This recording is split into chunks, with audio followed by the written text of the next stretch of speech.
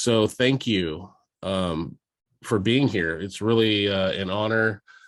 Eric and I were speaking a few weeks ago, kicking around the idea of doing different kind of fun seminars, these short, under an hour knowledge shares, basically leading up to Vegas. So for the 20th anniversary ADI conference, it's going to be in Las Vegas, the August 23rd through the 25th, I think, or 22nd through the 25th. But yeah, so we had this idea, and it just kind of got kicked around. He said, "Well, why don't you put it together and do it?" So I was like, "All right." So I am here, and I'm really excited, and I hope I get to share some of my knowledge with you. I always state that I'm not the be all end all. I don't know everything. I don't pretend I know everything. I still learn things all the time. But what I'm sharing with you are some things that I've learned, based upon my experience. I will always try to tell you what I think is my opinion versus what I think is, actual fact. So a lot of times people will claim their opinion is fact. I try to differentiate and know the differences there. So thanks, Jeremy, for the doing great. Yeah, virtual is not my thing. I'm much better in person, but I've got all these windows I've got to navigate through. But like I said, very appreciative. Can everyone see my title slide? Because Zoom is just showing my face. I don't know if everyone's seeing my title slide. Oh, and Henrik. Awesome. Henrik, you're here. I'm actually going to mention you a little bit later. So that's pretty cool. Wow, we've got some really awesome people in the room. So, okay. So let me try to advance to the next slide here.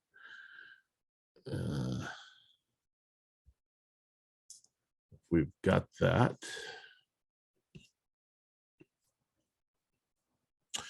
And Amanda, I saw your hand go up.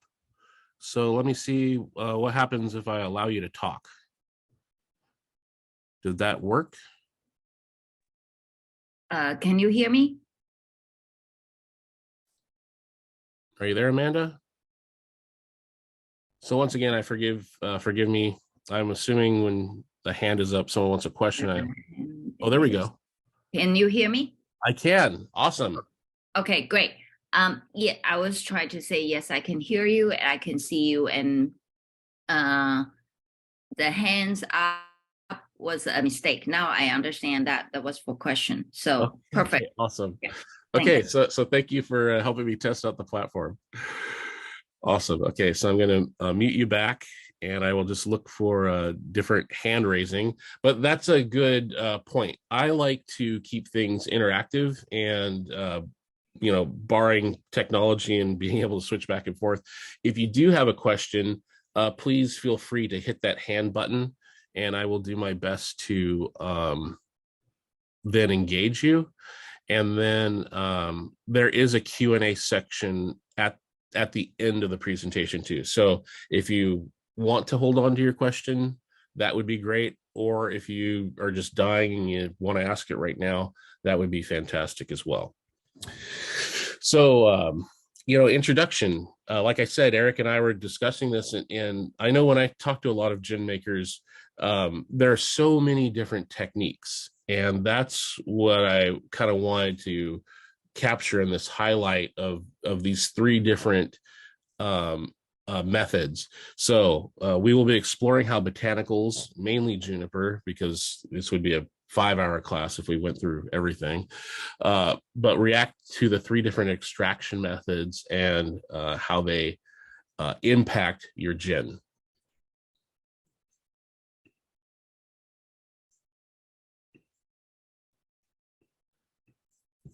Okay.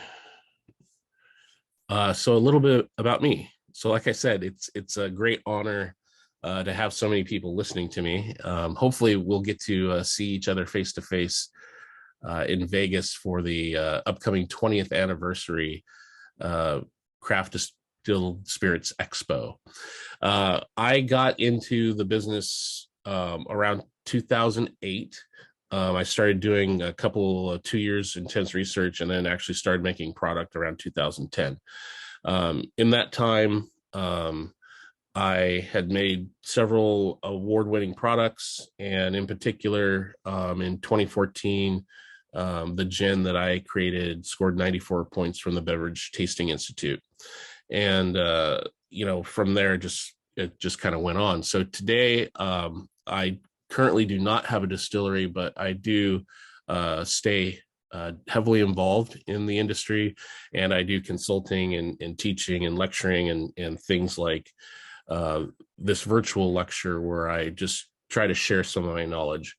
I know for people just getting into the industry, it can be really difficult because there's lots of different resources, and you don't know what's great quality and what's not great quality. So whenever I put together a presentation or I try to share knowledge, I try to come at it from that perspective. Now, obviously, there's some really seasoned people on the call as well. So I'm hoping that I can maybe share some knowledge, but if not, please share knowledge with me, because like I said, I'm definitely not the be all end all. I'm always learning. And that's the exciting part about, making gin and being in this industry. You're always learning something from somebody, and you're always able to share knowledge.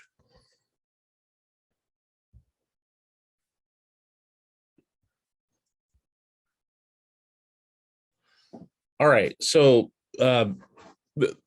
basically, I'm going to break this down into two high-level ways of gin distillation.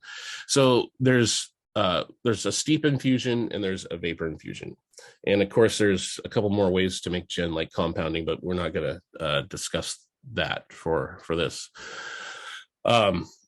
So this is basically how we achieve our flavor extraction. There are many distillers that I know that just like to put their botanicals straight in the still.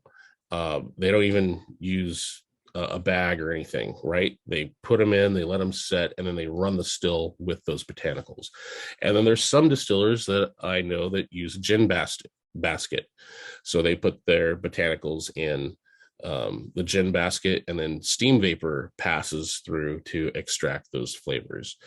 And then there's people that do a combination of both. And that's how I came about kind of playing and experimenting and kind of dialing in how I made gin. I found that using both techniques really lent itself to capturing and emphasizing those flavors that I was really focused on. When I was creating gin, my goal was to create a great gin that went with a great tonic. So something like a Fever Tree or a Q tonic, right? So I was trying to figure out how could I get these essences to balance and taste even better once they hit, the quinine and the tonic, and with the light sugar sweetness of the higher end tonics. I mean, you can use a Canadian Dry or Schweppes or something, but those, in my opinion, don't taste as well. So if you're making a craft gin, you should really try to showcase that craft gin with a great tonic water. And the reason why tonic, because everyone knows a gin and tonic. So that was kind of my impetus, and figuring these things out and trying to really exploit those flavors to really shine in that simple 2-ingredient cocktail, gin and tonic, right?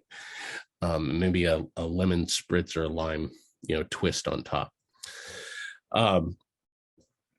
So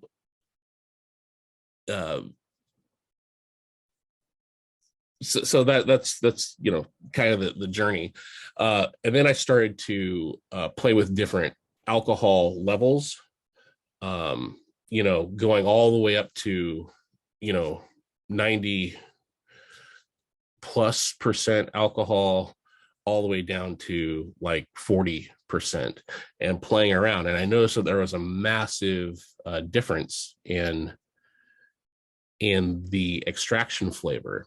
So that got me really thinking. And as I went down the rabbit hole and starting and playing with different things, I came across, geniuses like Henrik, who was on the line. If you haven't had a chance to watch any of his presentations, he kind of really sparked me on the chemical level to understand that a whole lot more was happening, and there was a whole lot more that I could understand about the process and ultimately try to control the process. So yeah. The other thing I just wanted to say about steeping versus vapor, just from a general perspective, is that the main thing that we're trying to pull out are monoterpenes, and I'll talk a little bit more about this in a minute.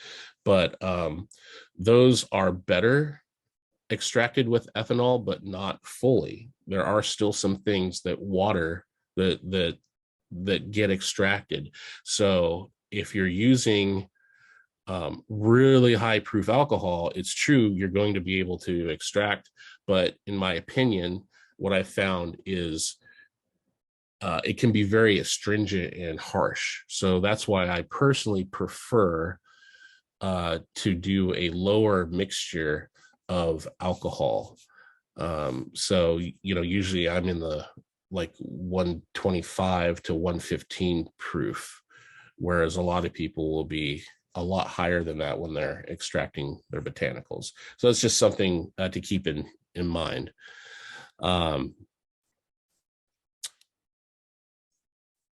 Try to get to the next slide. Come on, move.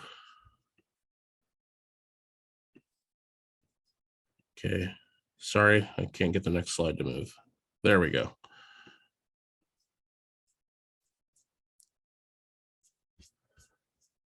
Okay, I'm just checking the questions and answers.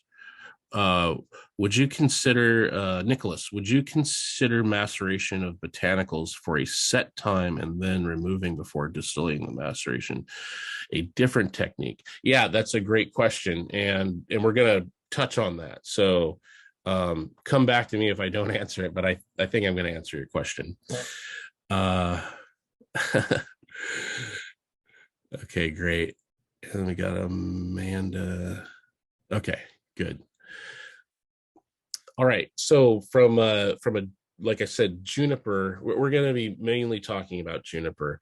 I'm going to talk just a touch about coriander, but there's a whole host. There's dozens and dozens of botanicals that you can use, and depending on their chemical makeup, some are going to be better in water solubility. Some are going to be better with higher ethanol content. But the main ones that we're going to be concerned about right now are limonene, so that gives you the citrus flavor, saponin, woody and spice, the terpenin, that kind of woodiness, beta mycene, balsamic, musty spiciness, P. Cymere. I'm not a chemist, but oxidized citrus, so a little bit kind of a more what I call kind of dull citrus, but still citrus. And then alpha pinene, and that's definitely the pine that a lot of people refer to when they drink gin. Bad gin, you might even say pine sol, right? So the most common juniper that we end up using in distillation is Juniperus communis L. So that contains monoterpenes, which contribute, well over half of those essential oils that give us the characteristics that we find in gin.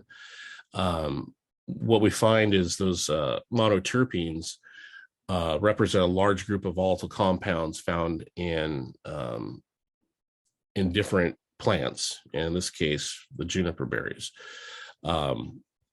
with ethanol, we're able to draw out those flavors. And like I said, playing around with the levels of alcohol, uh, we can kind of get a more delicate nuance, or we can really get a punch, and we can really pull out more of that pininess, or we can pull out some of that spiciness and citrus, right? So balancing on that. The next thing I'm going to just briefly talk on, and this is because directly of Henrik. When I was visiting him, he has this incredible laboratory set up, and I believe it was on a gas chromatographer. You can correct me if I'm wrong, but there was some really nice, expensive chemistry equipment, and it was showing the importance of coriander in gin making. And that was like an epiphany to me. I was like, wow, I had no idea. So coriander has linalool. It's a component that also gives that woodiness and that spiciness. But the other thing that's unique about coriander, it has geranyl acetate. So that also kind of gives you a floral, not quite citrusy, but kind of like this floral fruitiness that also comes. So when you combine the juniper and you combine the coriander, you really have the makings of just a solid gin base right there. So those are the two things that I really wanted to focus on. And when we're looking at that gas chromatographer graph, it was really showing that the coriander seed was really pushing up a lot of those flavors that we traditionally think about gin. So that was really cool to introduce and see the science, and not just kind of guessing or falsely thinking that, okay, this is woody, it's got to be the pine and the juniper, but no, it's really the coriander. So based upon those two things, the juniper and the coriander, we can then basically, the sky is the limit. You can add 100 more ingredients, or you could add no more ingredients. So once again, that's the beauty that I love about gin. Let me read through the Q&A just quickly to make sure no one's said anything. How many grams of juniper per liter do you recommend? Now that's a good question. I don't necessarily have a set grams per liter, but I will tell you a basic formula that I do use. When I was making my gin, just roughly, I weighed it on pounds because I'm an American, but I will admit that the metric system is more efficient and makes more sense. But I would usually do about 2 pounds of juniper to about 60 gallons of spirit at about 120 proof, give or take. Like I said, I really liked things when I was extracting between 115 and 125. And it kind of depended on batch, because every time that you get juniper, it's not always the same quality, at least what I was getting at. The sometimes it was a little more herbaceous, sometimes it'd be definitely more piney. Sometimes the oil content would be higher than other times. So kind of adjusting for those variations in the product, that's kind of where I would fall. So once again, relying heavily on kind of taste, smell, olfactory, gustatory, those things. But as far as like a mathematical formula, someone like Henrik would be much, much more accurate at telling you that, but that's kind of how I went about it. Let me see. Use juniper with whole grain or mash. So that's a good question. Now, like once again, there's more than one way to skin a cat. So I'm not saying that I'm right or other people are wrong. Some people will put the berries in and not do anything. What that results in is you could either have a longer maceration time for the solvent to try to break down those skins and get into the the berry heart, or you could, do a shorter time and not have it be so, maybe overwhelmingly piney. I did a light grind on mine to kind of break them open. I found that gave me the right amount of punch that I was looking for, and and balance with the flavor that I was looking for. And this is also something that I did that was a little unique. Most gin makers buy neutral grain spirit, and then they take that's their canvas then to create their masterpiece gin. um, I did not believe that was what I wanted to do, and I had the good fortune of having an estate apple orchard, which I pressed apples, fermented those apples, and then turned that basically into brandy. So I had apple brandy, and I used apple brandy for the base of my gin.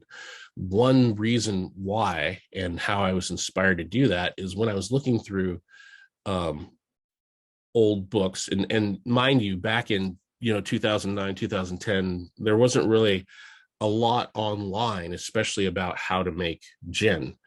It was very generic information, so I had to do a lot of experimentation, and so there was no gin recipe or gin bill. um, so that kind of led me in probably many different directions than if I had picked this up today and started to do it. So that's kind of my point. I was kind of forced to do some ingenuity and look in resources that I may not traditionally look in. So one of those non-traditional resources, I found these old French cookbooks from like the 17 and 1800s. And in a lot of the French cookbooks, they had combined apple and juniper. And after reading those, so obviously the French cook well, so they know what they're doing. The light bulb went off in my head that, wow, apple, juniper. I keep seeing apple and juniper. Boom, I've got to make an apple and juniper gin. So that's kind of how that evolved.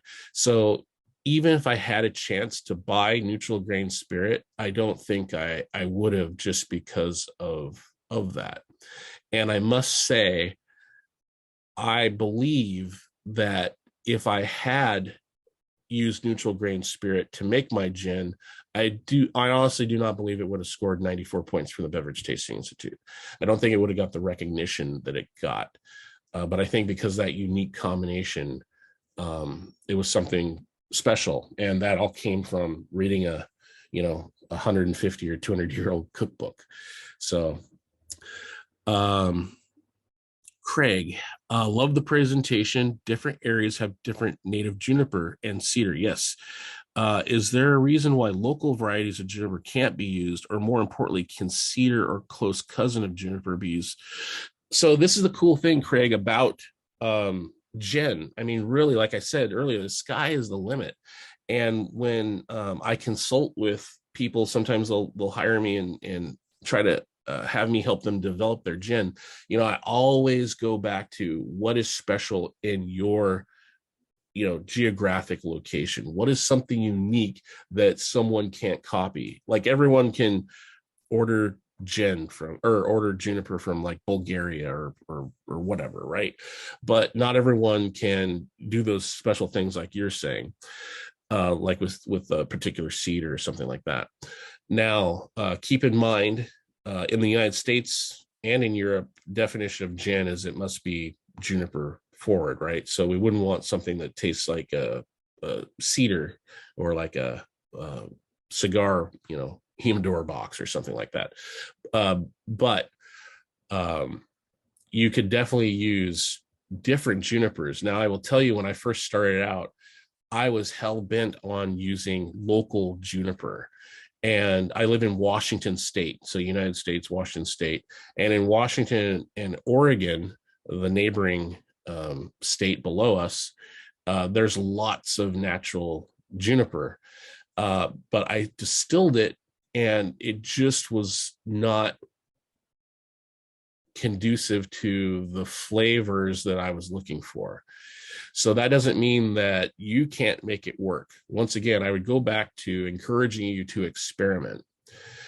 So find those local varietals, run some tests, run some test batches, and see if this is something that matches up with your vision of how this gin should interact.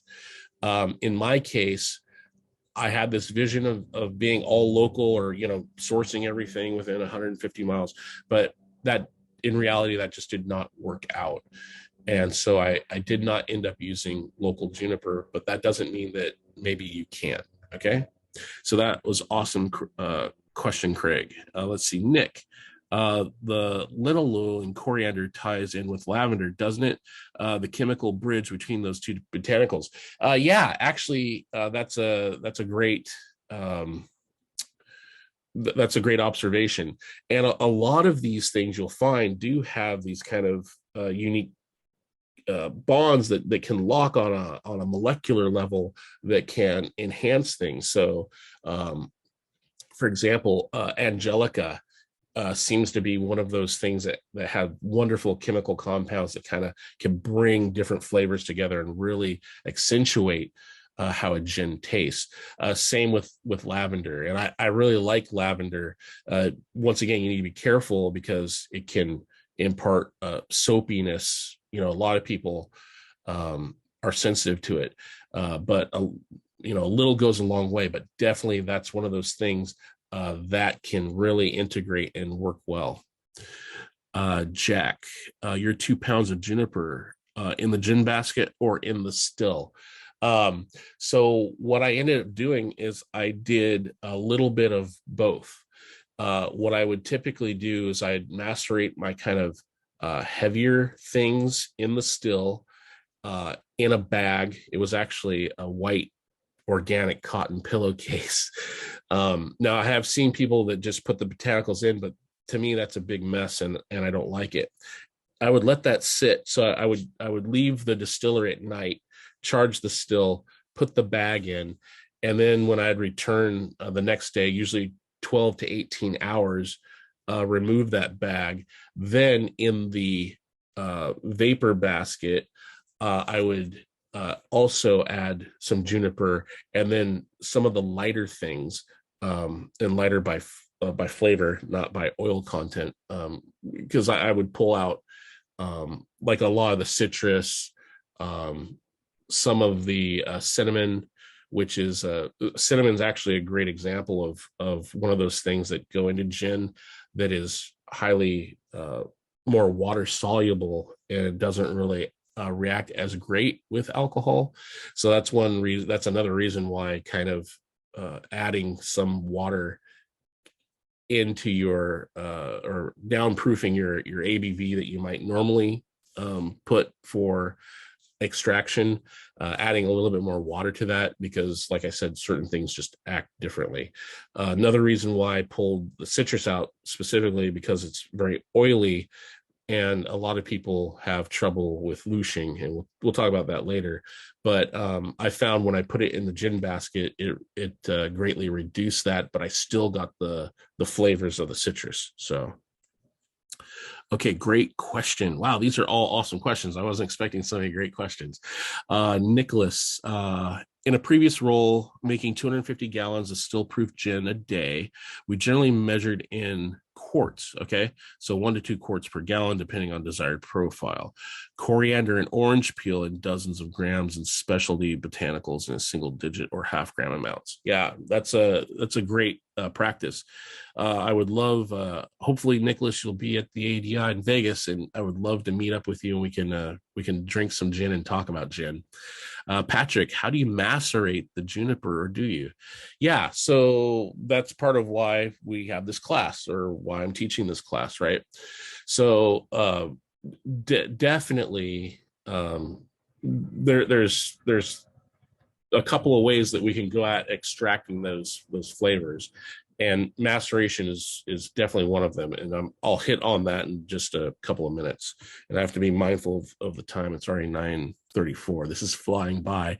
I was like, how am I going to talk for 45 minutes? But this is great. This is fantastic. Okay, Lance, beware that there are some poisonous juniper species berries. Yes, I believe there's well over, I believe I read there's over 100 varieties of juniper. And that's why I was saying, typically we're going to be wanting, Juniper communis L. Phil, can you please touch on double shotting? Great. That's going to be coming up. More high concentration of botanicals. Advantages are obvious, but are there disadvantages? We have tried single shot and we're happy with the results. Are we foolish? Phil, definitely not. And this is something that I personally did not do, but I have been around quite enough distillers now and tasted their product that I think it's a fantastic way, and it's a great way to scale your production. So basically, for people who don't know what Phil is talking about, the double shotting or multi-shot is you basically make a concentrate of that gin, and then from that concentrate, you'll add your alcohol and water back to that, and then you end up with a much bigger batch without requiring you to buy tons and tons of different botanicals for your botanical bill. So you're not foolish is definitely a great thing. And once again, I'd recommend doing some experiments because everyone's different, and you might find there's different nuances that you can accept or that you don't want to accept by doing the two processes. But it's definitely a tried and true and proven way to make gin, and I've had some delicious gins done that way. So definitely. Lisa, going back to lavender, we know that in a recipe development, certain botanicals don't scale 1-to-1. What's the best way to determine the quantity required to scale a recipe? Now, just to let you know, Lisa, I'm not really talking about recipe development because that could be a whole nother 3-hour session. But just to address you very quickly, I will tell you when I had perfected my gin recipe, I thought like, wow, this is pretty good, and I'm proud of it, and I feel like I can go out and make have other people be happy and buy this and make a business out of this. That was done on a 10-gallon still, and then I scaled that up to 50 gallons, and it was horrendous. It was nothing like I had made. Now, the one advantage that helped me is I took meticulous notes and I put everything in ratios. So I had percentages. Now, you would think like if you're baking cookies, like you bake a dozen, I want to bake 10 dozen, right? I just scale it up 10x. It does not work that way at all with the gin. For example, things like the nutmeg and cinnamon just blew everything away. So even though I kept the ratios the same, I basically had this big cinnamon bomb when I scaled up to 50 gallons. So I had to redo and rerun and then recalculate my notes. And then I took another incremental jump. So then I think I actually went back to 30 gallons and tried to finagle some things, and then I jumped back to 60, and then I took like incremental jumps to make sure that my recipe was scaling properly. But I ended up having to change some botanicals like radically, like a tenth of what they were in the original recipe, just because of the way they reacted with the alcohol extraction and the different volume. I don't know exactly all the scientific reasons why it doesn't scale perfectly.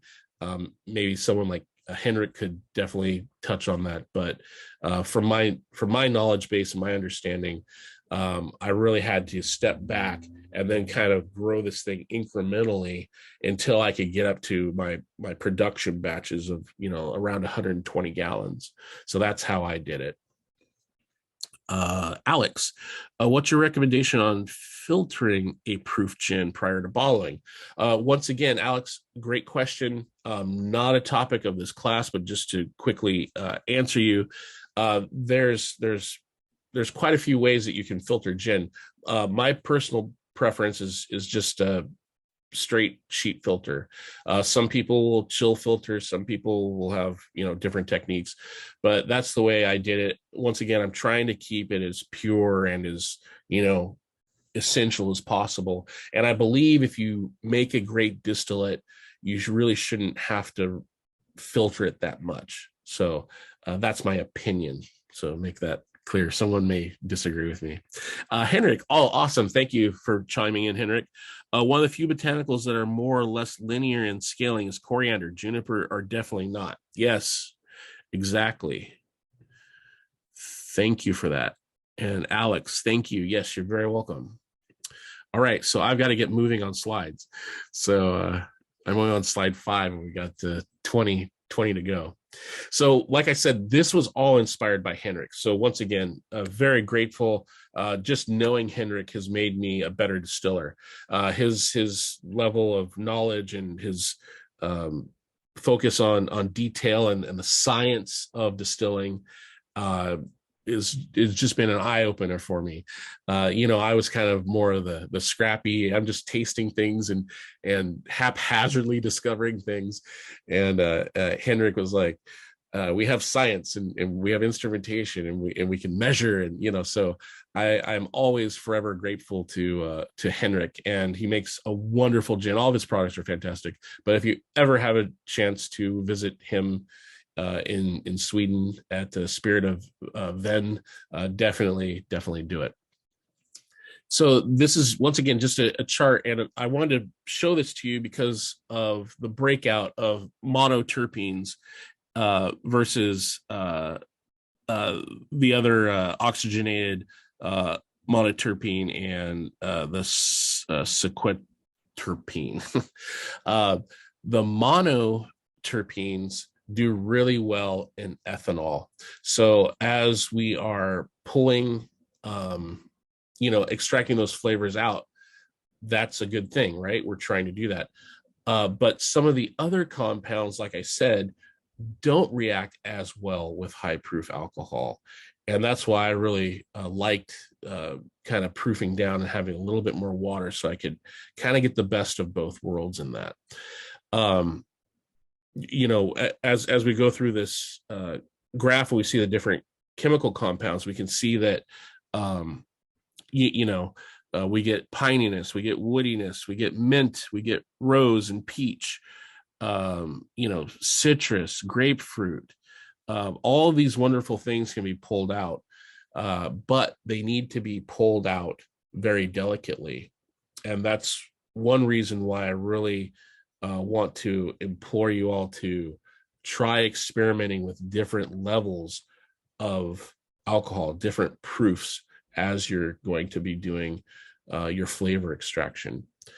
And just really quickly on how all of these chemicals interact and work together, we basically have 2 chemical sensory points, right? We've got our olfactory, which is our smell, and that's determined by size of the molecule, volatility of the molecule, and the chemical composition. And then we have our gustatory, so the taste. So the smell and taste are working in combination. And with our taste, we've got sweet, sour, salty, bitter, and umami, right? So all of those things playing together with our sense of smell and the way these chemical compounds come together is what gives us that experience of having a gin versus a bourbon or whatever, or having a well-made gin or a floral herbaceous gin versus a more standard, kind of like your grandpa's gin. So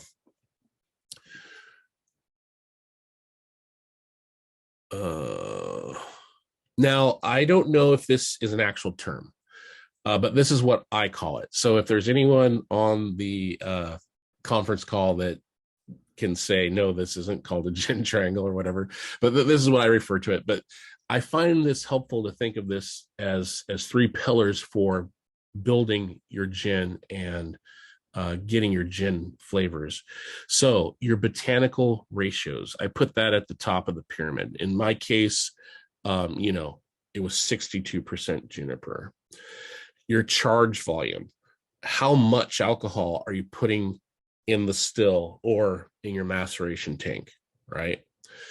You know, in my case, it was around 60 to 120 gallons, but you know, usually 60 gallons was a good batch size for me.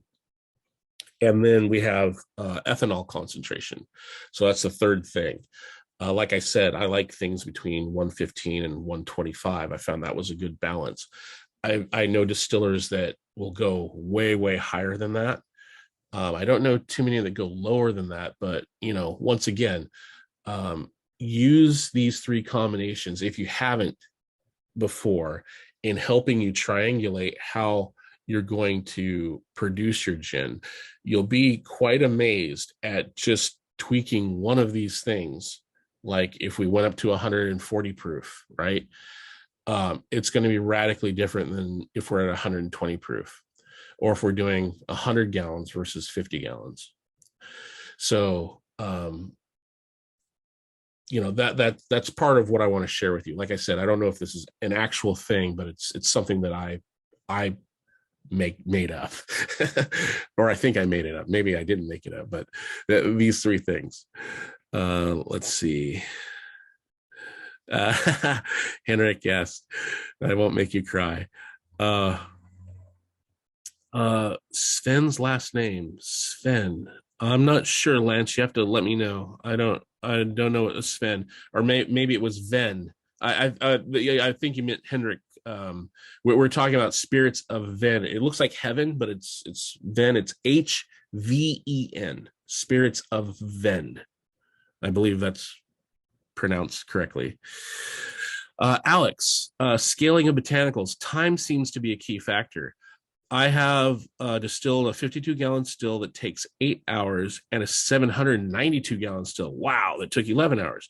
The issue I find is the time to run is not linear as you scale up. Yeah, and that's absolutely true. Yeah, and that's a great insight. Thanks for sharing that.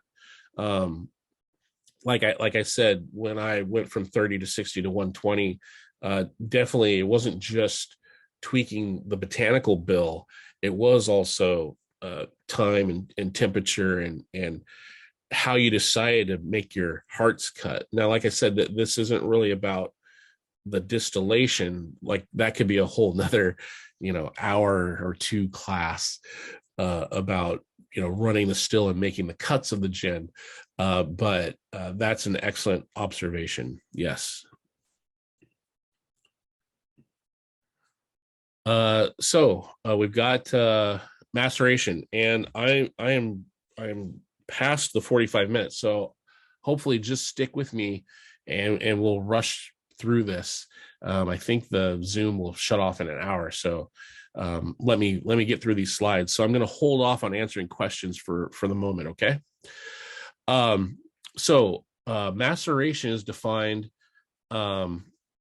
as the process of preparing botanicals through softening or breaking down the structure using a liquid, also known as a menstruum. So it's typically water or ethanol. In our case, it's usually some sort of ethanol, right? And that process then releases the polyphenols, oxidative and degradative enzymes, lipids, amino acids, and a whole bunch of other things. What I like to say, to keep it simple, is maceration is an extraction of certain active ingredients or aromas from the botanicals that you're extracting, right? Pretty simple. We talked about juniper and coriander, but there's a whole host, like I said, angelica, citrus, cinnamon, and all of those things are going to have different reactions to the amount of alcohol that you're letting them sit in. Maceration role in gin making. It protects delicate flavors and aromas. It's a powerful concentrate. So back to the notion of multi-shot or two-shot. This is a great way to make a concentrate that then you are going to extend by adding alcohol and water back to, or you can just do a single shot. And that's the way I made the gin, in a single shot. it typically will produce a heavier gin. I'll say this is my opinion. I don't know if it's scientific fact, but I know when I let the botanicals sit and steep for a long time, I tend to get a more kind of creamy, viscous, oily gin. And I don't mean so oily that it looshes, but there's just a different mouthfeel versus uh, infusion or vapor basket infusion. So we get to choose the botanicals, right? So that's key. And like I said, we could have a whole another class on actual recipe development, and maybe if this one goes great, Eric will let me do that too, because I think I have a unique way of creating recipes for gin as well. We have use of the gin triangle. Like I said, I don't know if that is a real term, but it's something that I'm using. So think about your botanical ratios, your charge volume, and your alcohol by volume, and then choosing the length of time. So I believe someone had hit on those. So hopefully that's answering your questions about that. Typically, but not exclusively, it's 12 to 48 hours. I've seen a couple of people go a couple of weeks, which in my opinion is just too long, because I ended up, when I found I did longer macerations, I would then tend to get a product that would loosh, right? So I found that usually kind of overnight charging the still, coming back in the next morning, about that 12 to maybe 16-hour kind of window was really good for me. But once again, I would really encourage you to experiment and play around.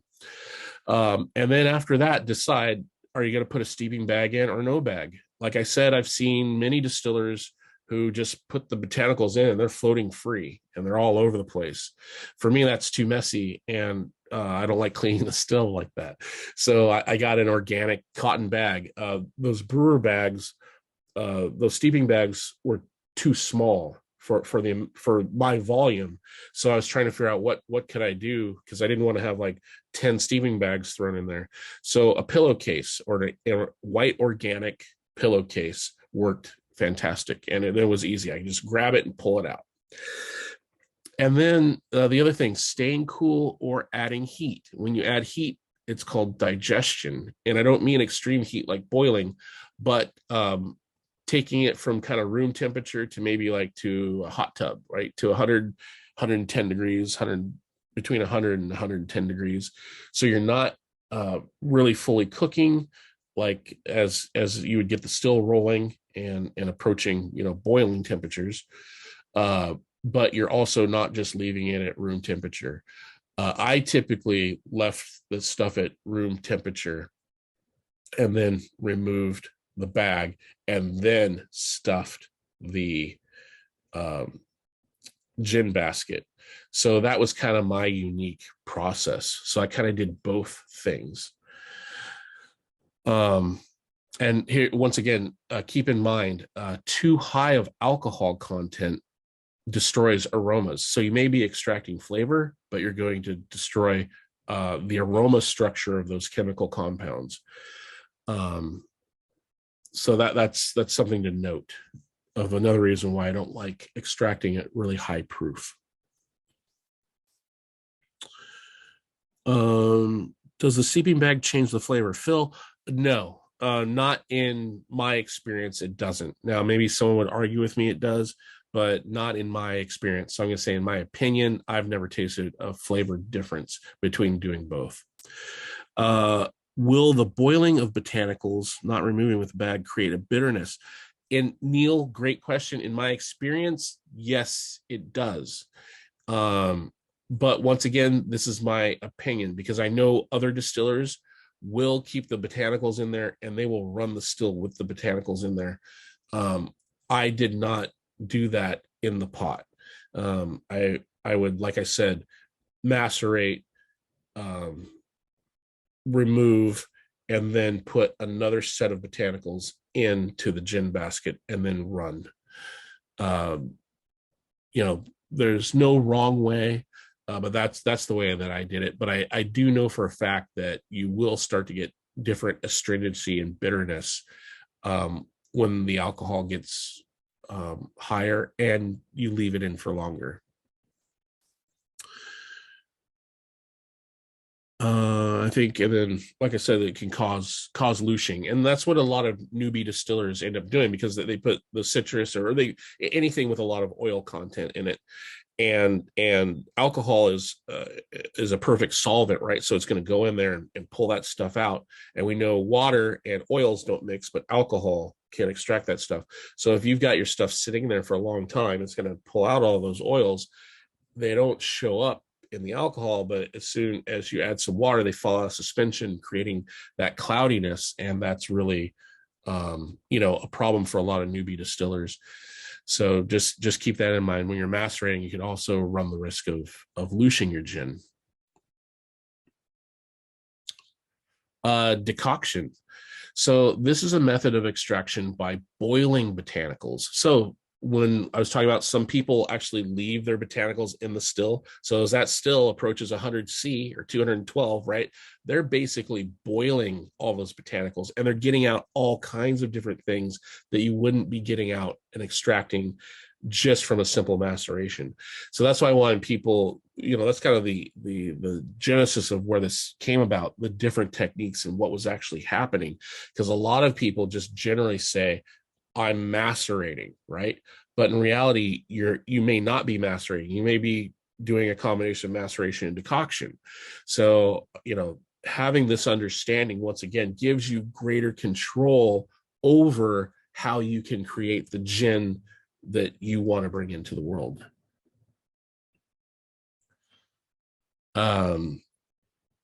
With this process, decoction, you're capturing flavors that are more water soluble often and heat sensitive.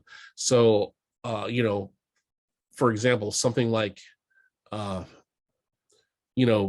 some green leafy things, like if you were having some mint or something in your gin, well, that's going to kind of get really gross if you're boiling mint. Now you might get some of that essence to carry over, of that kind of coolness in your mouth, but you might also get some of this overcooked vegetative flavor as well, versus if you're decocting something like a clove, right? It's going to hold up a lot better under heat under a long time.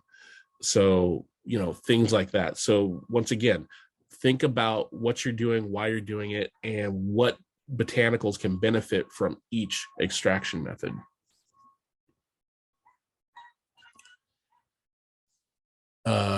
Boiling to extract flavors for an extended time. So basically that's decoction. Think about that.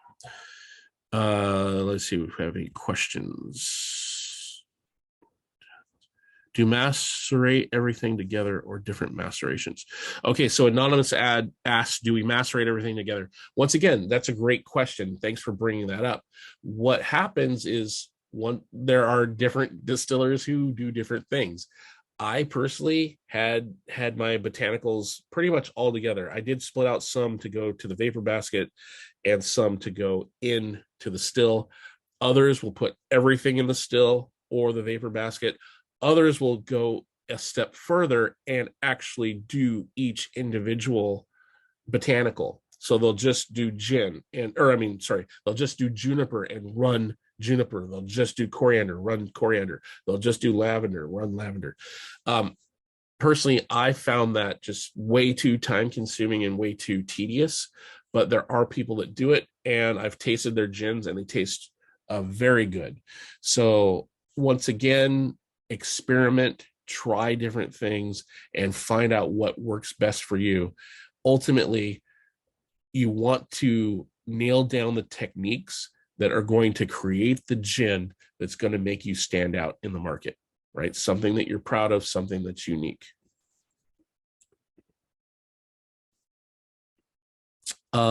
Decoction, it can provide deeper flavors, but it can also reduce aromatics, and it can also cause bitterness if you have things, cooking too long. Think about if you overcook your broccoli, it's pretty gross, right? So keep that in mind. Trying to rush through here. We're almost at 10 o'clock.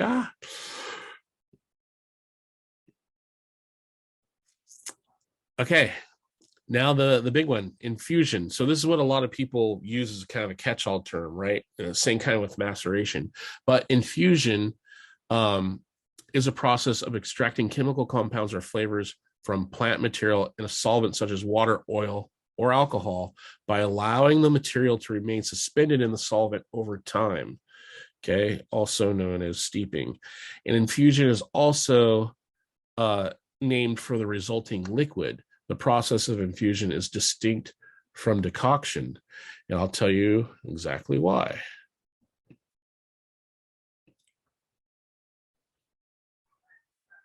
So with infusion, we get gentle aromas and flavors can be captured. Typically, it produces a lighter gin. So remember what I was saying, maceration produces a kind of heavier, oilier gin. Typically, what I find personally is doing this infusion process or using the vapor infusion for the basket will give you a lighter gin.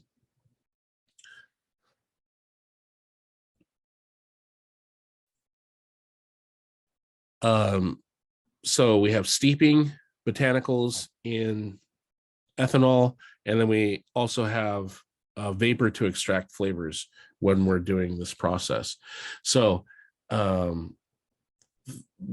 I like to think about breaking this down is think of when you have a nice lemon cucumber water, right? That's an example of infusion, right? We don't want to cook the lemon. We don't want to cook the cucumber. We don't want to boil the water and then put it under ice and then drink it. It would be disgusting. But we keep it cold. We add those things, and then we get hints of those flavors, right? Versus decoction, think about making a rich umami reishi mushroom stock, right? We're going to put those mushrooms in that water. That water is going to be cooking for a long time. That water is then going to also reduce. So we're going to concentrate flavor, and then we're going to get this real richness. So that's how I like to kind of define the two. So think about that. Some really nice lemon cucumber water versus a rich umami base stock for a soup. Infusion's impact. I'll say possibly a smoother taste. I believe it, it usually produces smoother taste, but that's arguable. So I'll say that's kind of my preference or what, I feel. And then it can definitely reduce louching. So if you have a problem with your spirit louching, try the vapor basket or the gin basket. And then, like I said, experiment and combine all three. That's what I ended up doing. Not so much decoction, but letting the botanicals sit and macerate, pulling them out, and then also having another set of botanicals that I ran through the gin basket gave me that balance that I was really looking for. So let me see if there's any questions. And we are at 10 o'clock, so I'm not sure if this is just automatically going to shut off or whatever, but I really, really appreciate you all being here. Please send feedback. If you thought this was great, if you thought I didn't know what I was talking about, let us know, because, our ultimate goal is to bring you a great education and make us all better distillers. And, don't forget, the 20th anniversary is coming up in August. So I definitely would love to see all of you and meet you and talk and discuss about making fine spirit. So let me see. Jeremy, infusion is only after distillation. It can be. In the case of our gin, it's not going to be. We're either going to macerate or infuse and then run it through the still and then collect that. Then we aren't going to do, hopefully we've got every flavored compound. Now, if we were to take that after it's run through the still and then add botanicals back, that changes like the definition at least I would need to reference the BAM, the beverage alcohol manual. But typically I don't know anyone that's making gin, running it through the still with the botanicals, and then holding the gin and then adding another set of botanicals back. Um, you would see that process maybe in like a Morrow making or whatnot. You might have, do some flavored spirit and then add some botanicals back. But I'm not really aware of anyone doing that with gin. If anyone is, please chime in and let Jeremy know. Okay. And then, John, will this be recorded? Yes, John, this is being recorded. Keep your fingers crossed. It's supposed to be recorded, and it will definitely be available for release for everyone to rewatch. And then, Alex, many thanks. Was late joining, but enjoyed this. Yeah, Alex, once again, to John's point, it's going to be recorded, hopefully. And once again, I just really appreciate you all. I was worried that I wasn't going to be able to finish 45 minutes, but man, it flew by. Some additional resources. Um, I've referenced some scientific papers that I tried to gain a lot of my knowledge that I shared with you, as well as some of the flavor profiles and the science of food, the food science book that I really enjoy. This Fernelli's Handbook of Flavor Ingredients, and then finally, where I learned a lot of knowledge that I shared with you is from the American Distilling Institute and attending the Gen Summit and meeting people like Henrik. So forever grateful. Thank you all so much. And finally, I hope to see you in Vegas. It's going to be the 22nd through the 25th. It's going to be awesome. I mean, it's 20 years in the making, so you don't want to miss this one.